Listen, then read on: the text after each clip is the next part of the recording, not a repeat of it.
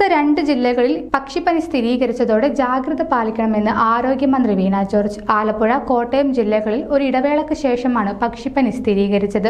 ഭോപ്പാലിലെ ലബോറട്ടറിയിൽ നടത്തിയ സാമ്പിൾ പരിശോധനയിലാണ് രോഗബാധ സ്ഥിരീകരിച്ചത്.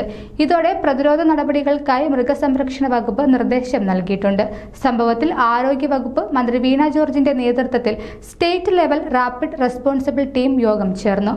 യോഗത്തിൽ സ്ഥിതിഗതികൾ വിലയിരുത്തിയ ശേഷമാണ് ജാഗ്രതാ നിർദ്ദേശം പുറപ്പെടുവിച്ചത്. പക്ഷിപ്പനി കേരളത്തിൽ ഇതുവരെ മനുഷ്യരെ ബാധിച്ചിട്ടില്ല. എന്നിരുന്നാലും മുൻകരുതലുകൾ പാലിക്കണമെന്നാണ് നിർദ്ദേശം. പക്ഷിപ്പനിയുടെ വ്യാപനത്തിൽ പാചകം ചെയ്യുന്ന മാംസം നന്നായി വേവിക്കുകയും മുട്ട കൂടുതൽ ചൂടിൽ വേവിക്കുകയും ചെയ്യണമെന്നാണ് പ്രാഥമിക നിർദ്ദേശം. കൂടാതെ ചത്ത പക്ഷികളെയോ രോഗം ബാധിച്ചവയോ നേരിട്ട് കൈകാര്യം ചെയ്യരുത്. പക്ഷികളുടെ പച്ചമാംസം, കാഷ്ടം എന്നിവ കൈകാര്യം ചെയ്യുന്നതിൽ അപകട സാധ്യത കൂടുതൽ ആയതിനാൽ മാസ്കുകളും കൈയുറകളും നിർബന്ധമായും ഉപയോഗിക്കണം. ശുചീകരണ പ്രവർത്തനങ്ങളിൽ ഏർപ്പെടുന്നവർക്ക് PPE കിറ്റ് ഉൾപ്പെടെയുള്ള സുരക്ഷാ നടപടികൾ ഉറപ്പാക്കാനും വീണ ജോർജ് നിർദ്ദേശിച്ചു. ഇതോടൊപ്പം പനി, ചുമ, ശ്വാസമുട്ട്, ശക്തമായ ശരീരവേദന തുടങ്ങിയ ലക്ഷണങ്ങളോടെ ചികിത്സ തേടുന്നവരെ നിരീക്ഷിക്കണമെന്നും ആശുപത്രി ജീവനക്കാർക്ക് നിർദ്ദേശം നൽകി.